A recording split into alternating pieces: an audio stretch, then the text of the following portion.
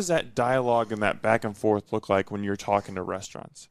Yeah, I think it's super layered. When we're delivering to them once a week, whomever's delivering with them, we might send something out like, hey, we grew white sugar beets this year, and here's a sample, and see what you can do with that. Sounds delicious. When it's something that we are excited about and we want to know what they think about it. And then I'll let you answer. Yeah, and, with a lot of the chefs, they don't necessarily have the expectation that you're going to grow different things that they may want. But what I try to tell them is that if they want it, likely there's a number of other chefs in Omaha that would want the same thing. So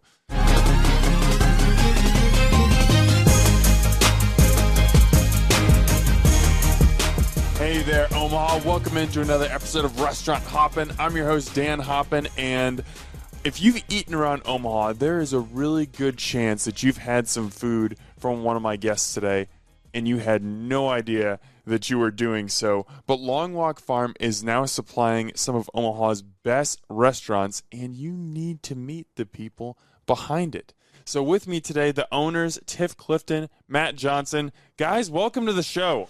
Thanks, Dan. We're super excited to be here. yeah, thank you, Dan. It's been a long time. Yes, this is long overdue. I am friends of you guys. I'm a huge fan of your farm. I'm a huge fan of Battle of the Chefs. We're going to get to all that. But first, I got to give you guys some credibility. I'm going to brag on you a little bit, and I'm not going to make you do it yourself.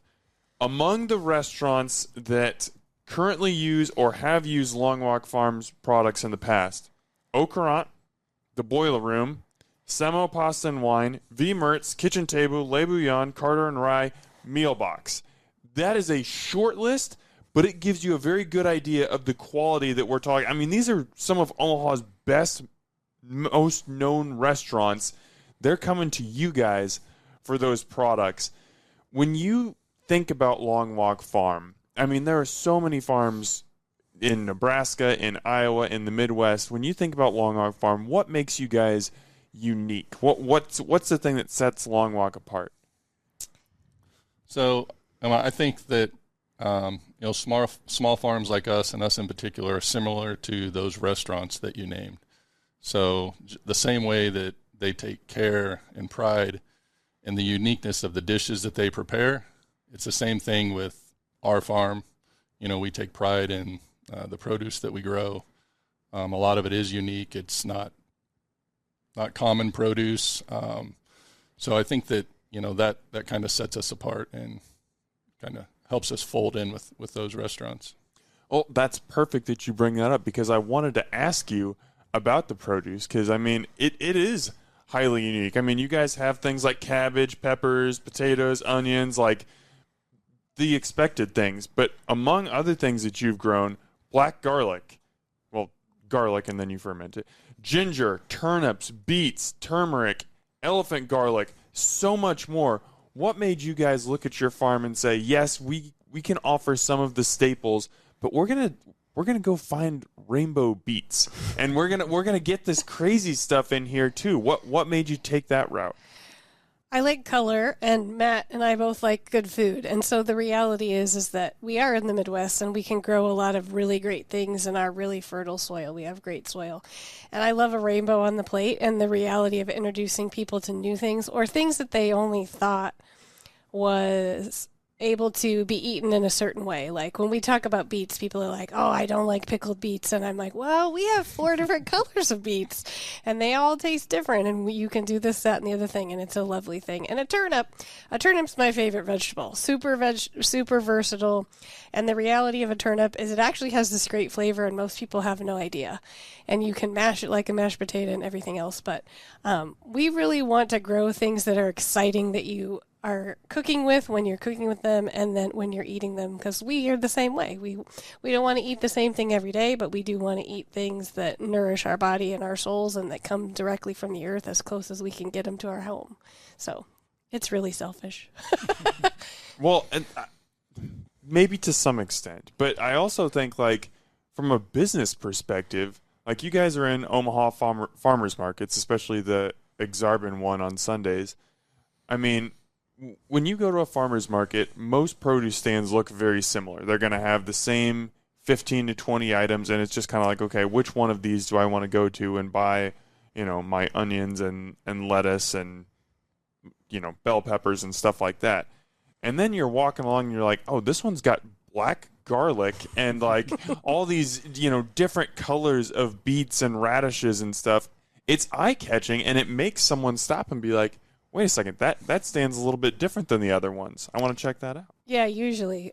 Folks often come by and are asking, what is that? What can I do with that? Where did that come from? I haven't seen one of those since I was a kid. We have a gentleman who comes by every summer to check our peppers because we grow peppers that he only has known from when he was 8, 9 years old in California. So he comes and grabs them. But yeah, I mean, again, for us, like, we love that. Like, come and talk to us about real food that we grew just across the river from Omaha, and we can talk all day about what that looks like. And Matt does a bang-up job of what the heck we're going to grow each season. He placed all of our seed orders yesterday, which is a huge job. And, every year we go, oh gosh, we're going to grow these 100 things, but really we're going to really grow these 50 things, but we'd love to grow 100. But yeah, I mean, it's just exciting for us. And like the black garlic is exciting because it's something different. When you grow the black garlic and, you put that in the fall, and then it doesn't come out of the ground until midsummer. And then it goes into the black garlic cookers for 9 days and comes out as something totally different. It looks like garlic on the outside, but it doesn't look like garlic when you peel it. And it's just an amazing scenario of what you can do. And the idea that it doesn't always have to be the same, right? And also the introduction of, you had no idea that maybe you had eaten black garlic and ramen at one point in your life, but you can actually put black garlic on your steak or on your vegetables, or what that looks like. I had it the other night in a restaurant on ceviche. It was incredible. Like, Nice. I saw it and I was like, oh, I hope that's black garlic. And as soon as I tasted it, I was just like, there's that funk. Yes. Yeah, it's real specific. Tiff, you mentioned, Matt, you placed a big seed order. That's obviously a huge thing for farmers. I'm guessing the majority of people watching or listening to this have no idea what that is or all the work that it entails. Like, what goes into placing a seed order? Yeah, there's research that goes into it. We try to find new varieties for the next year. We try to listen to other farmers in the region to identify things that have been adapted well for growing here, and try to be better, or try to find things that will like our climate better, because things are adapted. So that's always a challenge, because you may grow something and it may be a variety of carrot, and for whatever reason it just doesn't grow well here in our context, but there's another variety that will. So there's research that goes into it, and then there's just always the dreaming and looking around at what else is out there, and trying to hold back a little bit on what to grow and what not to grow. So and then we try to consult with the chefs that we work with to see if there's things that they would like to have grown, and whether that fits in our context, and if we can do that. So, we like to collaborate on things like that where we can. Yeah, what does that back and forth with chefs look like? Because I'm sure, like you just said, there's some conversations where, Tim Nicholson at the Boiler Room, the chef, might come to you and say, I'm really interested in this specific type of carrot. Can you guys offer that? And I'm sure that there's, on you guys' end, you say, I love turnips so much. We got this specific kind of turnip. And you go to chefs and say, hey, we love this product. You should be, maybe don't tell them you should be, but would you like to feature this in your restaurant? Sure. What does that dialogue and that back and forth look like when you're talking to restaurants? Yeah, I think it's super layered. When we're delivering to them once a week, whomever's delivering with them, we might send something out like, hey, we grew white sugar beets this year, and here's a sample, and see what you can do with that. Sounds delicious. When it's something that we are excited about, and we want to know what they think about it. And then I'll let you answer. Yeah, and with a lot of the chefs, they don't necessarily have the expectation that you're going to grow different things that they may want. But what I try to tell them is that if they want it, likely there's a number of other chefs in Omaha that would want the same thing. So, don't be shy about, making a suggestion. And it's not always a commitment that we're going to be able to do it, because if it just doesn't fit in our context, or if it is such a niche thing that, it's going to be very difficult to grow or whatever it may be, that maybe we won't do it, but we definitely try to. We give it a shot. We had a chef request radicchio a couple years ago, and we sure did our darndest, but it just did not love growing in our soil and where we were, no matter what we did. And so it was one season of radicchio, and that was okay too. But we have a couple of chefs right now who are, have said, oh my gosh, can you grow this, or will you try to grow it for this next growing season? And those things went on the seed list, and Matt found the organic seeds to make sure that we could get them in the ground and at least give it a shot. If you don't mind me asking, what are some examples of those? Like, what are some vegetables or some produce that's going to be hot in the coming year to 2 years? A new thing that was requested this year is we haven't grown peas in the past, so English peas was requested, so we'll give that a shot. That's certainly something that more than one chef would definitely take if we had them available, so we'll give that a shot. There's a chef that wants lots of peppers. He's making his specialty peppers. He's making his new hot sauces. So rather who could that be? Who could that be? One give you one guess. Mr. Will Burge. So he couldn't find all the hot peppers that he wanted last year locally. So we'll grow the peppers that he needs in order to he can continue to expand his hot sauce line. So yeah, Long Walk's about to get a little spicier. That's right. He messes around with some peppers. Will Burge, the chef at Mealbox. If you haven't ordered meal boxes before, change that about your life. What I think is truly amazing about you guys is all this progress that you've made. Everything that we're talking about, it's come across in 4 years. Like, as far as until July of 2020, this whole thing was just like a dream in your heads. And I know that you guys had a little bit of background each individually in farming, a little bit of experience, but jumping in with both feet and actually starting your own farm, totally new thing. Mm-hmm. What was it that got you to take that leap and say, we're going to do this and we're going to start a farm?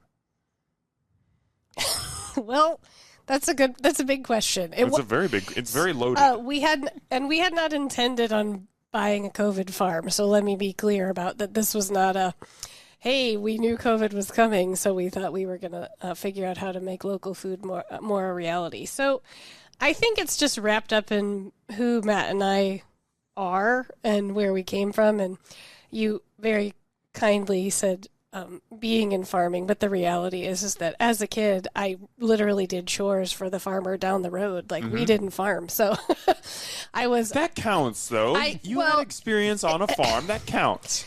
Sort of, but literally I only did it when I wanted to do it, and his children were very resentful of me. Fair enough. Okay. But so, yes, I grew up in that environment for sure, and it was great, and I really just fell in love with being on the land and the idea of being able to see they were farming corn and soybeans, so very traditional things in where we were living. And so I got to watch how that worked and just sort of fall in love with the idea of that. Sometimes I have a really great green thumb and sometimes I don't. So jumping into farming was a little bit funny because I was like, I don't know if that's going to work. Like, sometimes I kill plants. And Matt's story of growing up outside Ashland with his family and then with his grandparents and grandpa being a farmer but using rental land, in my estimation, Matt would have gone into farming had grandma and grandpa or somebody in the family actually owned land. But they also told him he had to go to college and get an education, and so he did that too. I think that, when he and I were talking about what our lives were going to look like, we were in our early 40s, and it was time to get back to the farm. And it was time to explore the things that we had wanted for ourselves from the time that we were kids, of being able to be there and provide that for our families as well. And specifically, Matt always wanted goats. And You've got your goats now. His grandparents... More goats than we need now. raised thoroughbred horses instead of goats. So we added goats very quickly onto the farm, and we do enjoy them dearly. But goats are goats, and we have a lot of goats at the moment. But they're friendly, and it's good. And I think we were just talking about the life that we wanted for ourselves and our families and what that really looked like moving forward. And it did encompass the idea of real local food, and that we both sort of have this attitude that anything's really possible. Like when you say, you can't grow spinach in the snow, I'm like, oh, you just watch me. Like, it's going to happen. And I think that was part of it, but also, you know, we're humans who are going to the grocery store and going to the restaurants and going, you know, this doesn't all have to be trucked in here from thousands of miles away.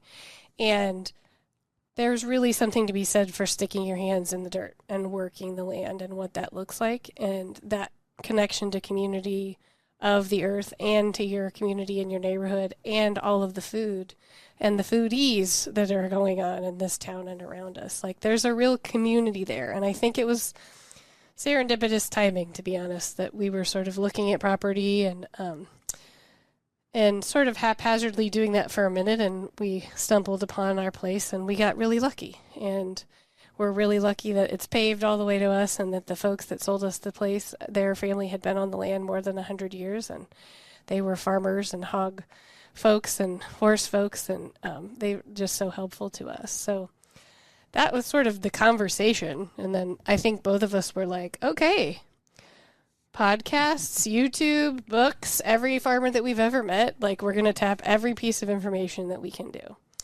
And Matt still does that. And Matt has that brain that he can literally work on an Excel sheet, watch a podcast, listen to a video, and have a conversation and make that work. And so it's really a beautiful thing for being a farmer, because you have to do all those things at once.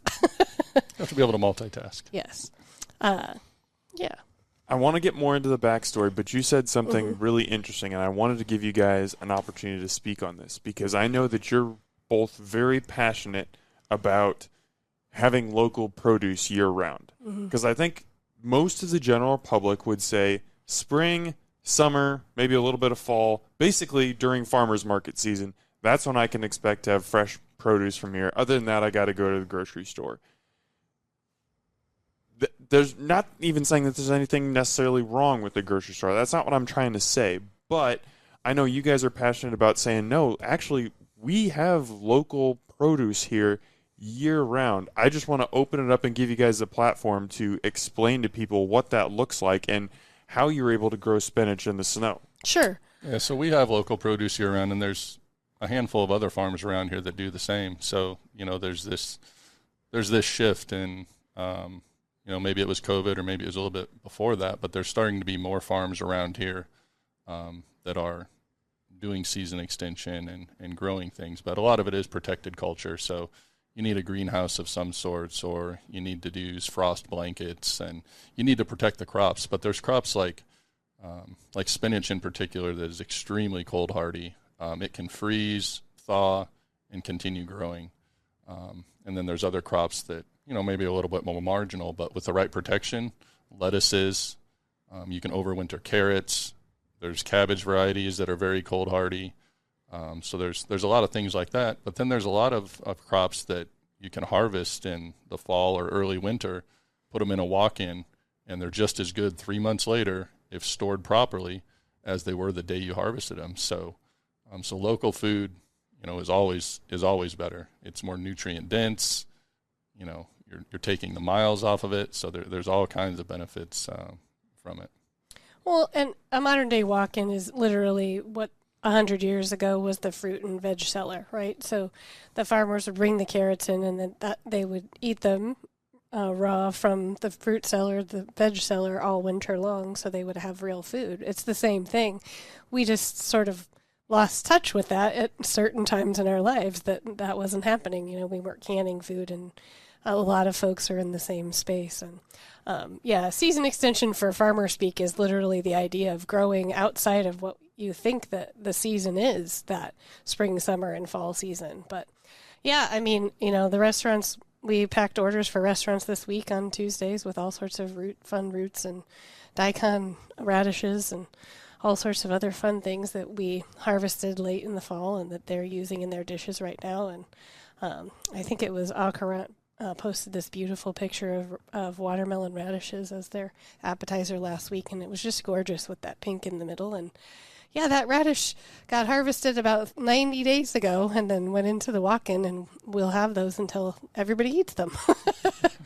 What is that like for you guys, either when you're just poking around on social media and you see stuff, or you go into a restaurant that you supply and you get to see your product showcased in this beautiful way, in a way, how it's cooked, how it's presented, the other elements that it's paired with, in a way that you could never imagine. And it's like, I pulled this beet out of the ground, and look at what this chef did with it. Like, what is that feeling like for you guys?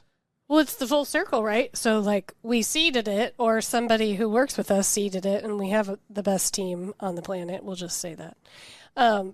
And so, we seeded it literally when it was a seed, grew it out, planted it in the ground, and then harvested it, and then it ends up in January on the plate in a restaurant. And, it's just, it's gorgeous. And also, the two things are different for me. When I go to the restaurant and I see other people ordering our food and our produce, or other local farms, because we work with a lot of other farms, and we make no secret that we offer the chefs other items from other farms because we think it's important to work as community with other farms too. We don't feel like we're in competition with anybody because we're all doing the same thing for the same goal. So when I go there and I go, oh my gosh, that's from Bridgewater, and oh my gosh, that's from Homestead, and all the other farms that we work with in our farm, it's great because I get to watch everybody enjoy it.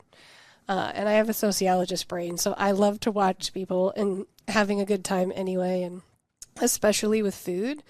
And it's a huge amount of pride, but also I'm so interested in their reaction. Like, what does it taste like? What's the texture like? Are they super excited about it? Are they sharing it? Like, what are they going to say? So, and I think that, Matt is our lead farmer. And for me, I think it's a huge amount of pride for him to be able, for me to see that and go, oh my gosh, look what he did.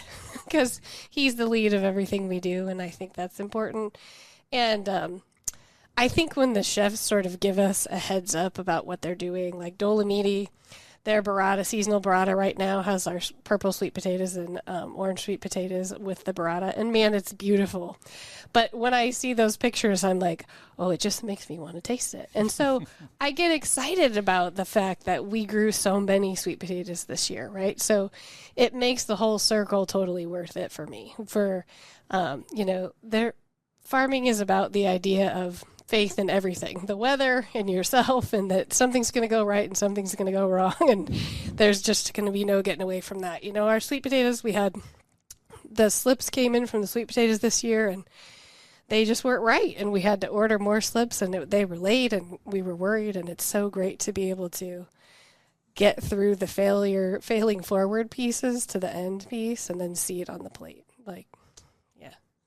Yeah, just to reiterate, I think, it's a huge sense of pride for us and for our team when they see those things happen, because, farming's hard for us, for our team. So, it's definitely a sense of pride. So let's go back to the beginning again. And you mentioned a little bit, it was YouTube, it was podcasts, it was talking to other farmers, it was reading. And there's so much knowledge gathering that you can do these days with the internet, with social media, with all the access that we have. But you just got to do it too. Like, you can have all the head knowledge in the world and have no idea how to do something. So as you guys are, especially in that first season, trying to figure out, what does this look like for us to own a farm? Like, where do you even start? Small. You start small. You start with 1 to 5 crops, but of course Matt and I, so we started with like 40. But you should start with 5. And honestly, I'm a huge, as I've said, huge proponent of community and even on social media and everything that we have access to. But it's invaluable to be able to talk to farmers in your area and have conversations and have them reiterate to you that it's not going to work like you think it's going to work, and that's okay. So social media shows most of the good stuff, right? So very, right. not often do you see the failures in farming. There's a lot of failures. You know, a lot of the really big farms, or you know, you see farms and there's no weeds, but they're not showing you the part of farm where there's weeds, because I mean, it's a reality. It's all very hard to do those things and keep things clean and all that. So yeah, it's making sure you have to be persistent. You have to continue to, you know, trudge along and plow through when there's failures of different things, not be afraid to replant, and keep going. So yeah, and you know, we just trusted that the failing forward was going to get us to the next place, that there was a success, so that you're not continually feeding in the negative, and that there is some positive coming. And you know, like, we're always educating ourselves. Matt's going to a conference tomorrow again about agricultural in this season. Lots of the farm ag conferences are happening, so we can actually talk to each other. But yeah, I mean, literally most of the time we're just doing it and seeing what happens. You know, we went to a conference earlier this year, and strawberries was the name of the game for 3 days. So we literally listened to and took down the 800 ways that you can grow strawberries, maybe. Maybe. And we're going to try a few of them and see if it actually works. And I think that leap of faith is huge. And that's how we started. And, you know, I remember we had some hydroponics going, and we walked in one morning and the system had shut down for some reason and everything was dead. And you're like, oh, well, guess we're going to start again. So we did this part well. Now we have to put some extra fail-safes on the system for the next trial. So you just keep trying until you try it. A great example of this is potatoes. But I cannot believe that this man wants to grow potatoes again for the 3rd year in a row. We did it the first year. We had like 6 potatoes. It's mostly self-inflicted. You know, potatoes are one of those things where it's just easy to forget about them. So, and if you don't treat them well, then they won't treat you well. So it's. But the second year we did so much better, and we had like 16 potatoes. Almost tripling your output. Yes. I mean, you keep doing that. And so this year we're going to try again. And that's really how we started. And it's really how it still goes. And we do some things really well, and we do some things not great yet, and we do some things badly. and we just keep going. And there's always those trade-offs, because there's only so much time in the day. There's only so many people hours that we have available. So sometimes we have to make that tough decision. Sometimes you just have to let something go for the greater good of everything else. And that's a reality of small scale farming for sure. Yeah. How do you know though? How do you know when this is something I need to let go versus no, like potatoes are going to work. We can keep doing this. I know that we can grow potatoes and this is going to be great for us. What are those conversations like between you guys, or how do you make that decision that, you know what, I want this thing, but it's not meant to be, versus, no, I'm going to be stubborn here and we're going to figure this out. This is the 647th way to grow strawberries. We're trying it. Yeah. In the end, this is still a business, what we're doing. So, you know, we have to be cognizant of that. We have employees. Mm-hmm. We try to pay our employees, you know, our full-time employees, definitely a living wage. We try to compensate everybody, you know, as best we can. So that's a lot of the decision-making, that the things that are going to, you know, help drive that and bring in the revenue so we can continue to pay people. Those are the things that are ultimately going to take priority. And the things that, you know, maybe we're just trying it. It's a trial for this year. If there's not enough time to do that, then it's going to be left by the wayside. We're not going to sacrifice the things that are more important for that. So. Yeah, my answer is the same. It's the detriment of the farm. If it's going to mean that I have to say to somebody that's on our team, well, you can't work here anymore. I'm not going to do that. But also, we always think that there's components of things that we're leaving behind that will probably come back up later. Like, we did this thing one summer called Utmost Toasts. at the farmer's market. That, yeah. And we had two chefs making that happen, and a variety of other folks making that happen, and it was great. And we have folks still ask, when are you bringing back those recipes? Like, it's in my top things I've ever eaten in my life. And we would have loved Utmost Toast to have been such a success that it would have not only fueled Utmost Toast, but been able for us to pay our folks more or literally hire more people, but it didn't do that. And so we have put that on the shelf, and we will resurrect it at some point in those recipes at some point, because there were parts of that were really great. And that literally taking that onion out of the field and getting it pickled and getting it onto that toast and to people and making them happy was a beautiful thing. But it was at the detriment of everything else that we were doing. And so we needed to leave it, even though it was really painful. And it's still a really good idea. I love the idea, and I want to see it come back, because I had this crazy realization as I was doing my homework for this, and that Utmost Toast went away. It existed and went away before I met you guys. Mm-hmm. And I never got a chance to have Utmost Toast at the farmers markets. But I remember back in Omaha Food Lovers, like this might have been in 2021 or 2022, like it was the thing at farmers markets, and everybody was talking about it. It was post after about Utmost Toast, and I was like, man, this looks pretty good. And then I was going to go the next year, and it went away. So always go to restaurants when you have an opportunity to. Yeah, eat local. But then so I was going back to my obviously I've gotten to know you guys very well, and then I was going back to my research, and I was seeing posts on Long Walk's like social media about Utmost Toast, and I like the dots came together, and I was like, oh my gosh, that was you guys. So yes, anytime you want to bring Utmost Toast back, I'm all for it. But like you said, it has to make sense financially.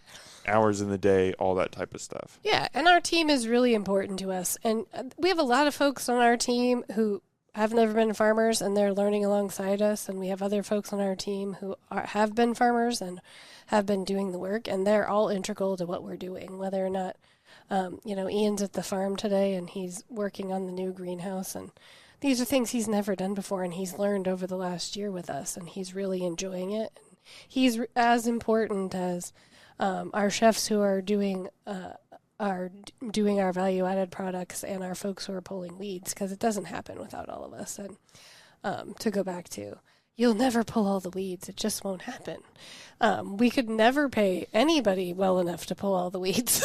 And honestly, we're not trying to fight with nature. Like, we really aren't. We're trying to work with nature, and yes, we have caterpillar tunnels and greenhouses and frost blankets, but ultimately we're trying to do it together, and that's part of the deal, and it takes our people, and they're the most important, and we want to keep doing this. So I think that's how we really decide, like, is this going to keep us from doing the farm and moving forward? And yeah, it's going to be painful to maybe put those potatoes to bed after this year, but maybe, Matt. But I have faith. I am ever hopeful, ever grateful that it's going to work, and it'll be just fine with me if we get 300 fingerlings this year.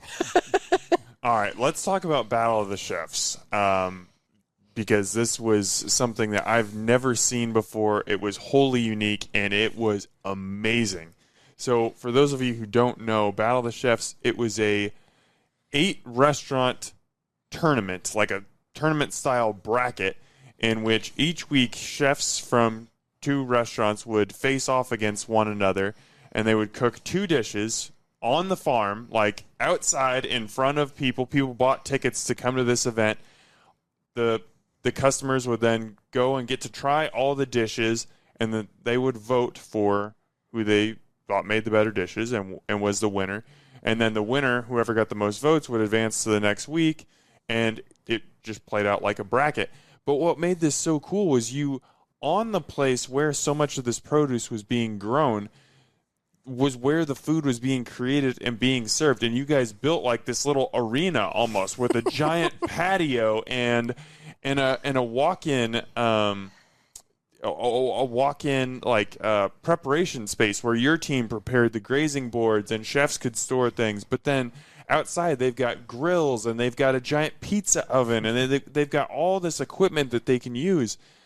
And it was just, I absolutely loved it. Full disclosure, I was the MC for this event, so I got to go to all of them and enjoy it, but I would have happily been a paying customer at any one of those because it was just, there's nothing like it. Where did this idea come from? And I guess, how were you crazy enough to say, yes, we can actually do this? I think it was, the basis of it is, food, fun, and collaboration with others. So whether that's collaboration with the chefs, collaboration with other farmers that we brought their produce, their meats, their products into the events as well. And then ultimately, eat local. So trying to get more people to experience local, more people to enjoy local foods and yeah, collaborate with us all. Who came up with the idea, though? I came up with the idea. That was you? I think, I pitched the idea originally. So again, I listened to a lot of podcasts, and there's other things out there maybe that I borrowed some ideas from to come up with this, but ultimately it was, yeah. Do you remember that conversation, Tiff, when he first brings it up? Like, what was your reaction? Sure. Yeah. I mean, the way that Matt and I work together is I am the listener, and I immediately have lots of questions.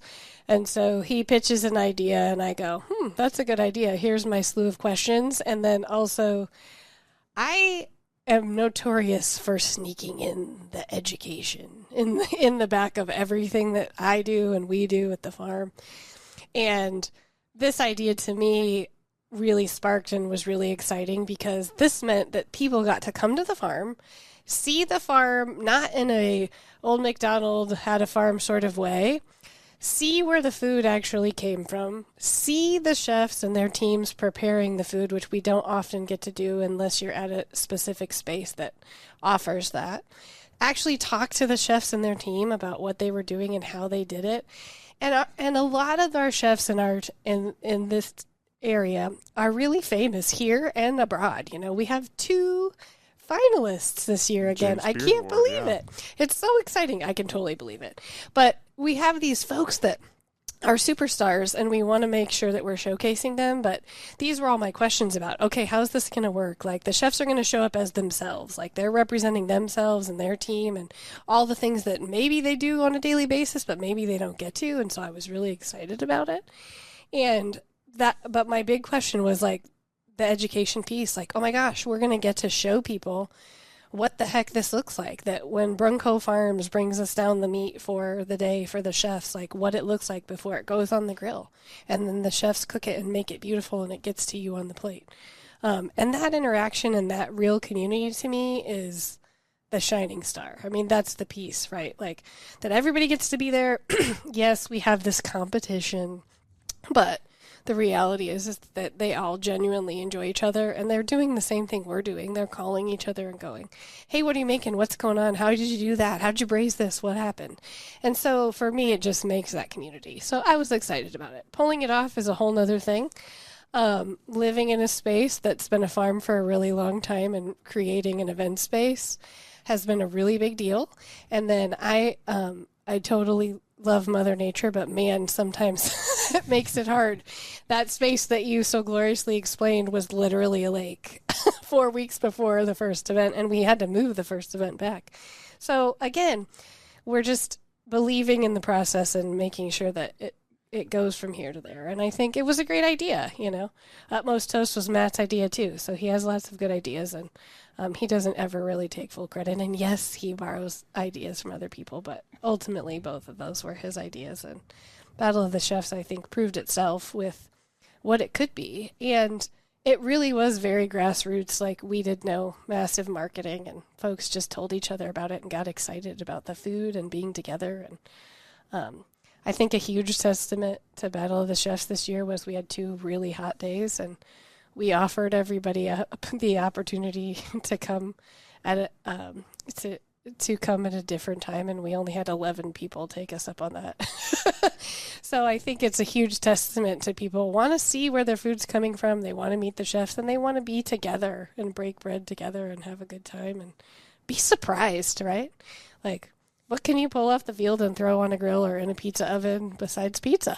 Mm-hmm. Yeah. Well, And I think, all of the dishes are very unique. It was one of a kind. Yeah. It's not something that you're going to go probably to one of the restaurants and have that same dish. So, and you did such a great job documenting all that. Yeah. So it's well, yeah, that was one of the. I mean, there's so many components to this I love, but one of the most exciting things for me was, getting chefs get to stretch some new muscles a little bit, like Michelle Alfaro, who is in the finals. She owns Sauce by Alfaro. She mostly does fried chicken sandwiches. She's getting a chance to, now I get to see what she can do with pork and steak and all these vegetables that you have. Or, Drew Stats out at Semo. Yes, he has some proteins on his menu, but it's mostly pasta. But now I get to see what he would do with all these vegetables. Getting to see chefs kind of not on their home playing field, but see their whole range of skills. It was just this is a blast. Oh, and the food is fantastic. And just seeing how inventive they are. Yeah, that's a pizza oven, but it doesn't just cook pizzas. Can we cook pitas in there?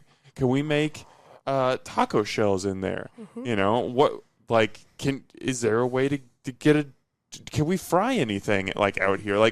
I just, seeing their inventiveness was just something that was so fun. I think that was really fun for the diners too, to just be able to come out and there are no walls. It's just, everything's right there. You can walk up to the chef and say, what are you doing? How are you doing it this way? And there's nothing, there might be some things like it, Matt. You said you heard about it on podcasts, but in the Midwest, I haven't heard or seen of anything like this. What was the feedback, especially, Tiff, as you're talking about, you had a desire to get people on the farm and see that it's not just old MacDonald had a farm, but to actually be able to educate them and show them the realities of what this looks like.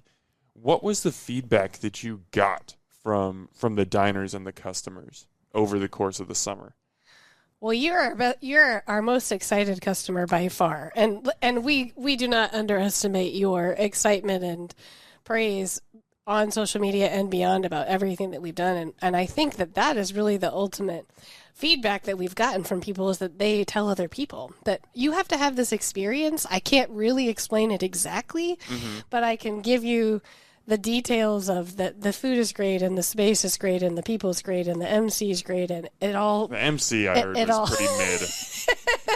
Everything else was awesome. That's not what I heard. You asked what we heard. But it's all about community. And so, the feedback was great. We had all kinds of feedback from the idea of folks were like, oh my gosh, I thought I was going to have to park my car in a cornfield, and I didn't have to do that. So that was really great. So from the moment that I arrived, I felt like a real guest. And I felt like, we had somebody say, I felt like I was at my great aunt's house, and that was the best. And I got to meet new people. And I don't usually like meeting new people, but I liked meeting new people because we were all there for great food. And so I got to meet some new people. Yeah, our feedback's been really lovely. And even when weather is a factor, folks have been really excited. And, I had folks call, and we send out an email before each event and say, this looks like what the weather is going to look like, and so we're going to be wearing cotton and linen if it's going to be hot. And I had somebody call and say, oh my gosh, I was 8 months pregnant. Thank you so much for giving that feedback, and I changed my clothes and we had the best time. And then I had other people call, and they were so starstruck by our chefs and the chefs' teams, and they were like, I never thought I would get to meet this person or do that. And then we had other people like, I had no idea you could do that with a piece of fennel, and watching them do it. Now I'm grilling fennel on my grill every weekend, and I didn't know that you could shish kebab meat and watermelons and cheeses together. And I think the feedback's been really great. And, with anything that you do, we have this unfortunate scenario of being better, not better than, but we continue to just keep going, right? So all of our events have been pretty much waste-free because we compost or recycle everything. And we didn't really think about saying that out loud, but a lot of the feedback that we got from our guests were like, that was amazing, that I could go to an event and that happened, and I didn't have to worry about my footprint on the planet and at your farm, except for getting myself there,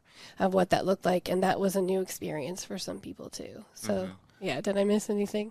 Well, I think it's not only customer feedback. I mean, the customer feedback was great, or the guest feedback, but I think the chef feedback too was great. The fact that they enjoyed themselves, the fact that they had a good time, their teams had a good time, even in some harsh weather, some very hot weather, and that I think all of the chefs would come back and do it again. So I think that's another testament to how successful it was, and we hope to put on another great show, Battle of the Chefs this year. So yeah, we're going to talk about that real quick, but before we do, I want to talk about what was your favorite memory from Battle of the Chefs 2024. Like, when you think of that, there are one or two instances, dishes, conversations, whatever it might be. Something is popping to the front of your mind right now. Had is it?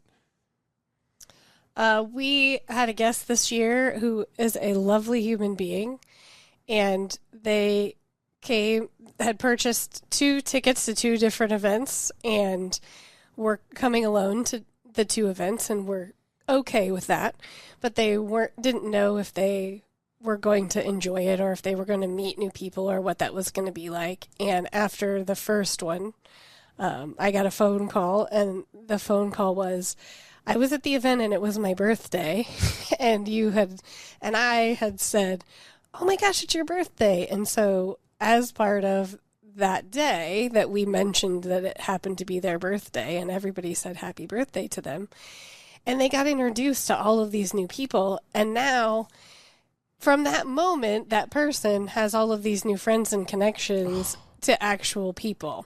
And then the best part about it is that she continues to communicate with me, and she's telling me about recipes and food that they're cooking together. And now they go to each other's homes and they have dinners and lunches, and it's really great. And that moment of that, oh, I did this thing and I bought the ticket and I showed up, and I wasn't sure, but I thought I was really going to like it, but I more than liked it. And it's changing what I'm doing as a person and how I'm interacting with other people. So that's the first one, I think.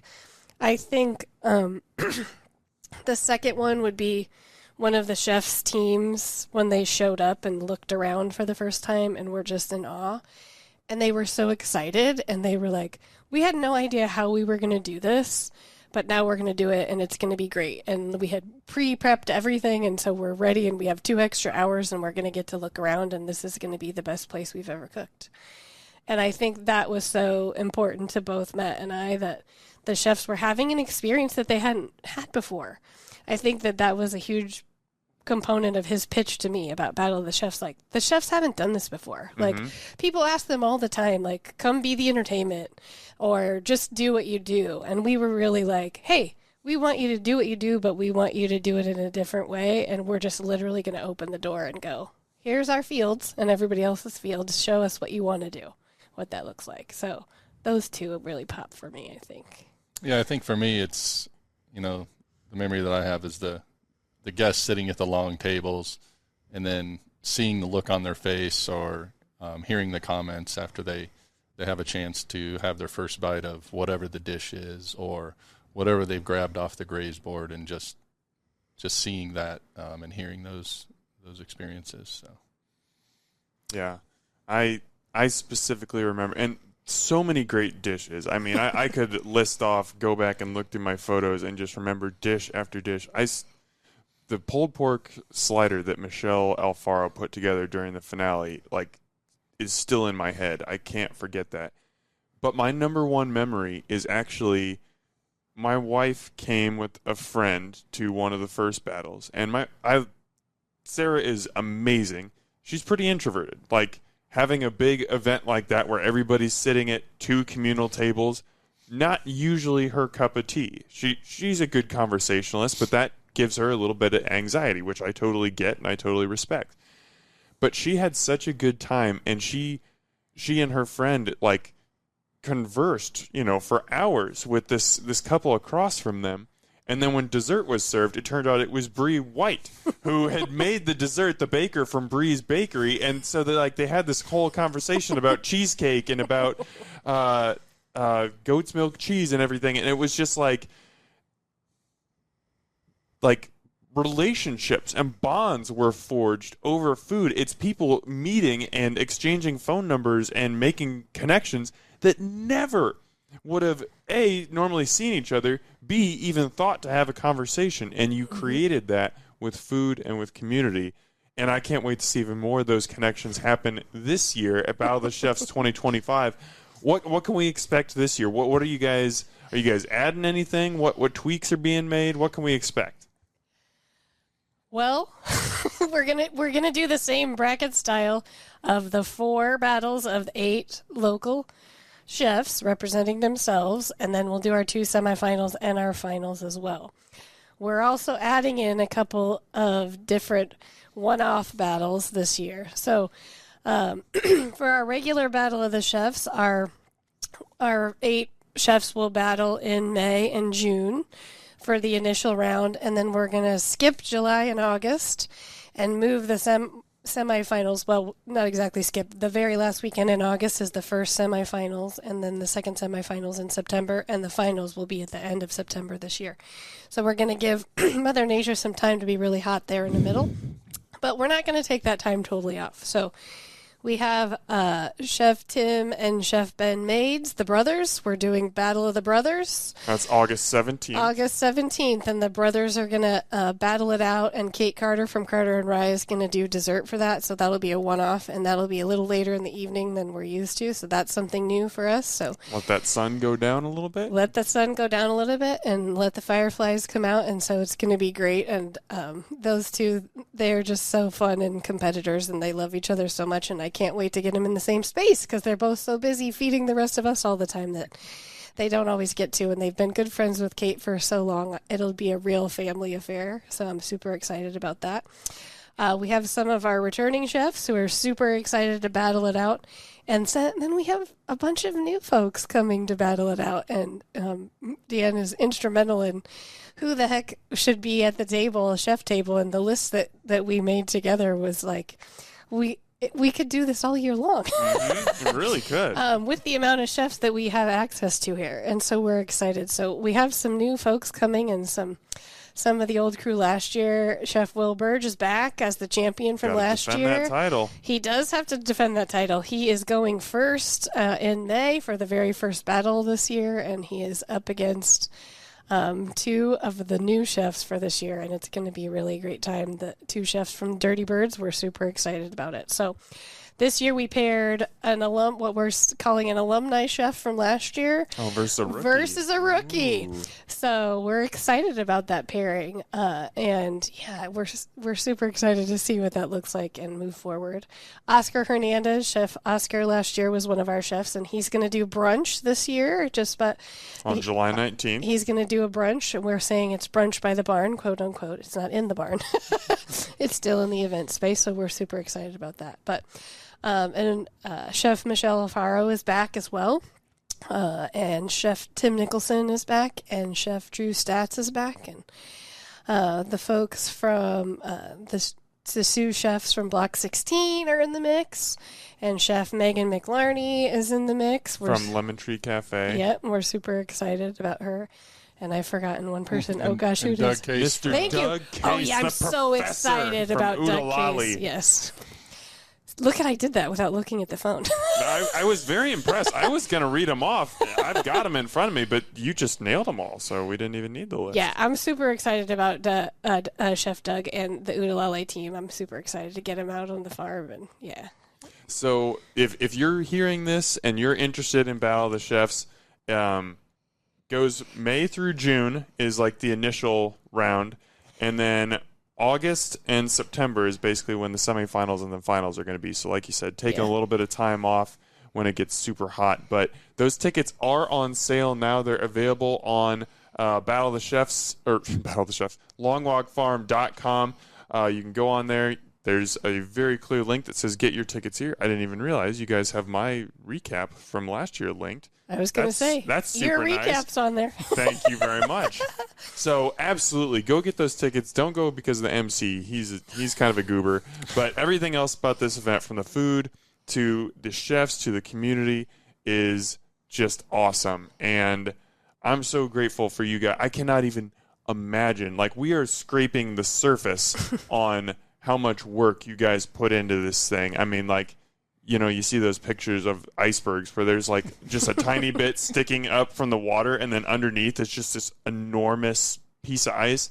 That's what we're talking about here. But unfortunately, we're up against it on time.